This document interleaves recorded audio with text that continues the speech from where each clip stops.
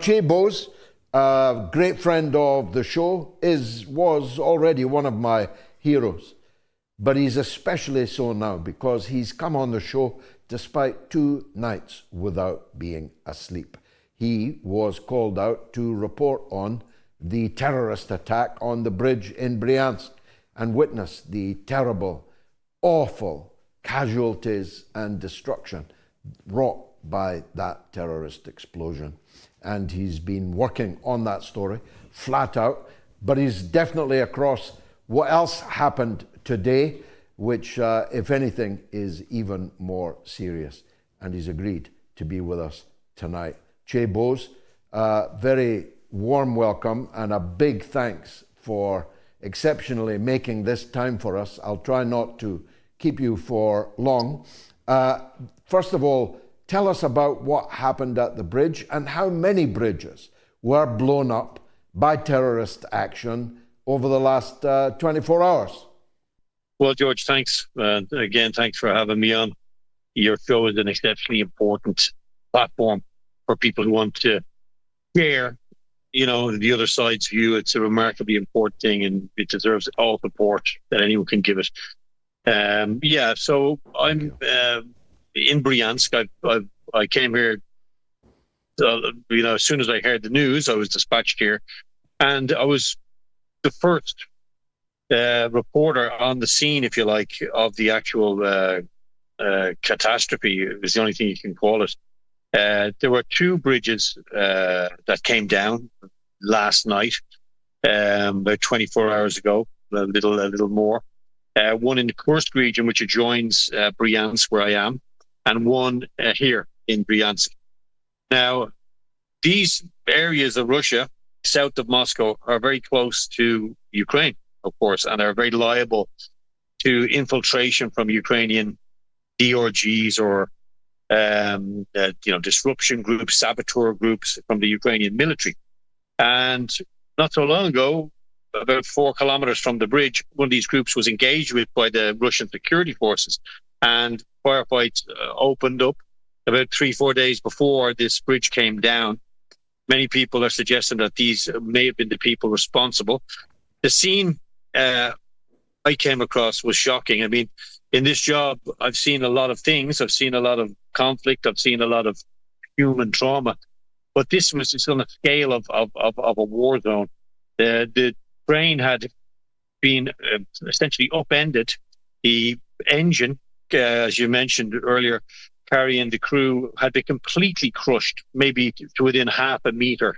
It was impossible to survive that. I posted a video of what I saw online on my X channel. People are free to have a look. Very shocking. A huge response from the Russian emergencies ministry. About 180 people went there to assist. Very luckily, there was a very small roadway running alongside the track at that point. You can see that in the video. Very difficult terrain. The start of the summer here in Russia, people making their way to Moscow, absolutely no military use for this rail line. These are just ordinary people, children, babies. 1 8-month-old baby, critically ill now in Moscow, flown to Moscow with critical injuries. You could be heard screaming inside one of the carriages as it was trapped there. The horror of this is remarkable. Anybody from London 7-7, these assaults that have happened on ordinary civilians should be acutely aware of what is being done, potentially in their name, and who's funding it and who's the architect of it. A very traumatic day for us to witness that, feel a little bit helpless to see it. But it's also it makes you feel quite angry.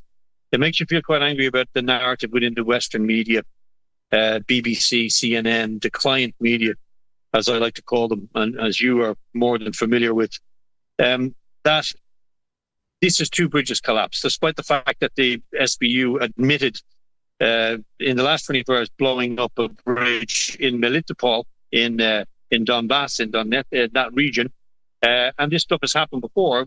We know how they're operating. This was quite an isolated stretch of railway.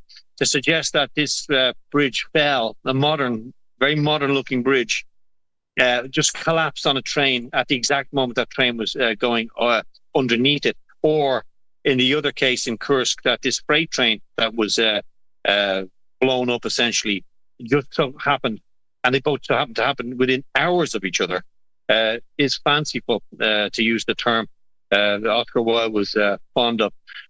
And of course, it comes in the context, as you say, of a lot of other things happening here in Russia in relation to what happens next in Ukraine. Well, let's turn to that, not in any way to diminish the horror of what you witnessed and reported on peerlessly. The attack and the apparent destruction of 4 Russian Air Force nuclear bombers. I don't know if they were actually totally destroyed, but if I was an insurance broker, I'd definitely be expecting a write-off on 4 essential parts of Russia's nuclear defense force. Now, no nuclear-armed country can tolerate an attack on its nuclear force because that potentially changes the nuclear parity with adversaries and leaves the country open to complete destruction. So it's a very, very serious matter to attack aircraft that are nuclear capable and could even have been nuclear armed, but weren't, thank God.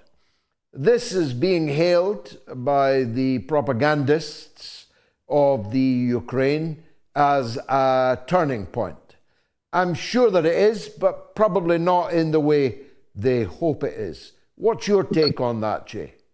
Well, I don't think anything happens by accident when it comes to what's happened in Ukraine, particularly actions within Russia. So this strike, or this attempted strike on, I think, 4 Russian strategic bomber bases, only 1, maybe 2 had any kind of impact. We think objective observers say that the maximum of 6 aircraft have been impacted, probably 4 damaged, maybe destroyed. We don't know. Several of the other attacks were thwarted. The drones were shot down or disabled by electronic warfare. This doesn't happen by accident. This is being portrayed by Ukraine as, we told you so. We told you to have a ceasefire. We demanded it of you, that you would commit to a ceasefire unconditionally, despite the fact that you're winning, advancing at the most rapid pace in Donbass in several years of war, essentially. That Russia would be, in some ludicrous reality, obliged to agree to a ceasefire with a country openly sponsoring the assassination of senior military figures, journalists, threatening other journalists, myself included, with death on a daily basis. So this idea, this fanciful notion that Russia is obliged to engage with Mr. Zelensky's regime is remarkable, quite remarkable. A man going into probably the 7th year of his term as a president of 5-year presidency. Quite remarkable. But it doesn't happen by accident. I think that's what's important for the viewers, that this operation was highly technical. It was a long time in the planning. And it struck at a very, very, as you say, pertinent part of Russia's nuclear triad, which is quite remarkable. Can you imagine a Mexican drugs gang doing exactly the same thing to American strategic bombers? Because the other reality of this is these actions and these tactics can be deployed by anybody with access to drones, the internet, a lorry, and some explosives. Remember, this is not that complicated. It was audacious and it was successful to a degree in PR, but that's about it. Because remember, Russia has well over 70 strategic nuclear bombers. 4 have probably been damaged, maybe lost. Even if they were, they can be recreated. And they will be done. Same with the fleet in the Black Sea. Ukraine, remember, was briefly winning the war in Ukraine because it had sank several Russian ships in the Black Sea. We're not hearing about that anymore. Ukraine was also winning the war when it invaded Kursk in a catastrophic suicide mission, which cost the lives of probably 100,000 men and incalculable material and war treasure. They were also winning then, remember, all forgotten. They were winning in 2023 when they embarked on this cataclysmic counteroffensive, which was going to drive the Russians out of Crimea. So you have to take this stuff with a pinch of salt.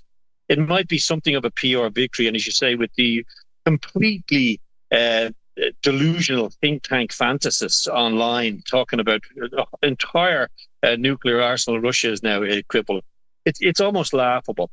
I think what this is about, and the fingerprints, the DNA of another foreign power are certainly all over this. We know that the British government is intimately related to the SBU, who have claimed responsibility for this. Mr. Budanov, the head of one element of that, awarded a medal by the Polish government this week, quite remarkably. And at the same time, Mr. Duda was telling us that the OUN UPA, who are idolized in Ukraine, are Nazis and war criminals. So there's a remarkable psychosis at the moment around Ukraine. We know that Mr. Merz doesn't really want to arm Ukraine with long-range weapons. So he comes up with this almost Arthurian myth that he's going to fund the development of a long-range Ukrainian weapon, with which to strike Moscow. This is, again, obfuscation of a responsibility, when very quickly Russia said that if you did that, we would be obliged to strike the places of origin of those weapons. It's a very cynical move. And again, we're back again where we always seem to be, George, with the reality that in the West, the only energy of forward motion seems to be escalation. There's no real engagement, remember, from Europe or the British with the Russians. They're not really involved. They talk to each other, but they don't talk to the Russians. And this belief that they can force Russia's hand into some sort of radical, escalatory move by doing this kind of thing, hoping Russia might do something out of character. The Russians will not do that. There'll be no nuclear strike from Russia. There'll be no strike on London or anywhere else at this stage, because the Russians understand the game that they're being forced into playing. And I don't think Mr. Putin is going to sing his lines according to what's written from in Whitehall or Washington. It's very clear that Russia is winning on the battlefield in Donbass day by day. There's less and less of Ukraine to argue about at the talks. The talks tomorrow will be very, very interesting, of course. And we wait to see what, if anything, comes from them. Hard to see when you would expect some sort of military response from Russia. But I think that response, again, will be measured to the frustration of many in Russia and to the frustration of many watching. But again, if you step back and have a look at this, why would Mr. Putin play a role written from in Whitehall or in Washington? I don't think it's going to happen, George. Is it being reported in Russia now that a response is underway? Because on social media, it's full of Excalibur missiles raining down on Kiev. There's air raid sirens going off throughout the country. Do you expect a larger than usual response to this particularly egregious act? Well, George, you know the Russians somewhat. I know them a little better after living and working among them. But as Mr. Churchill said, enigma wrapped in an enigma. I always get this analogy wrong, but they're not prone to drama. They're not prone to theatre. And as I say, they will step back and look at this. They will find who was responsible.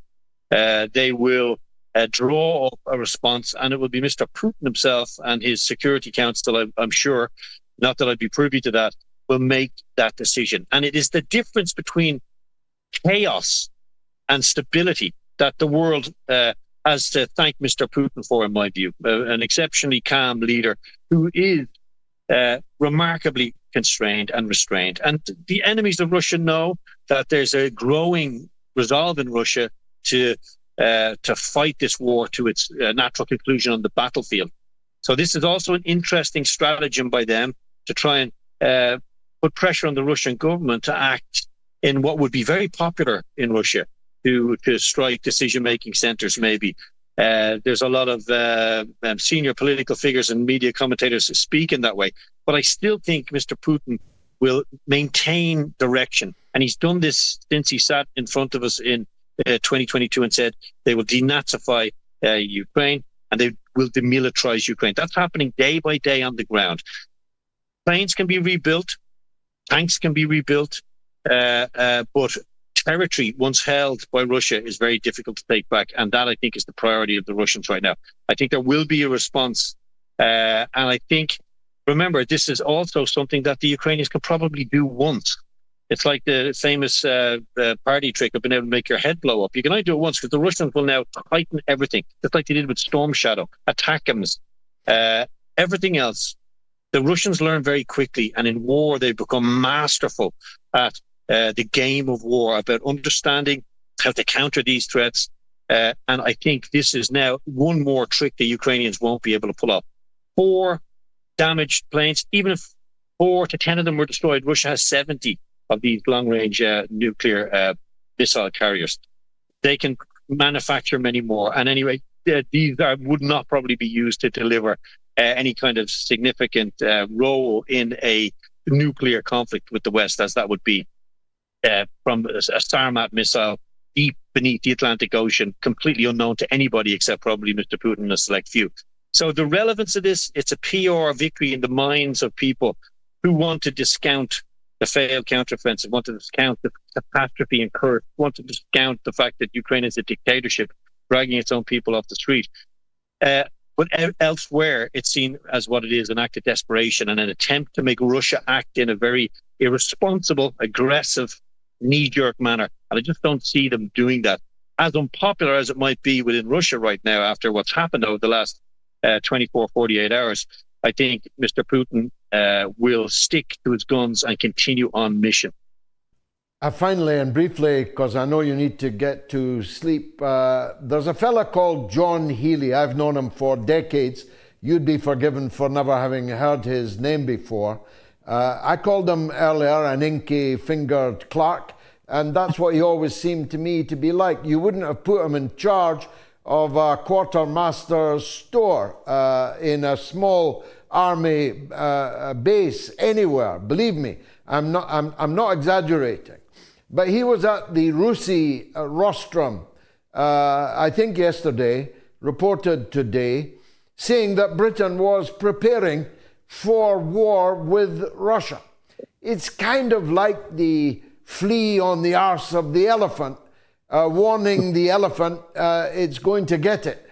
How do people in Russia, I'm sure they've never heard of John Healey, but what do they think of Britain?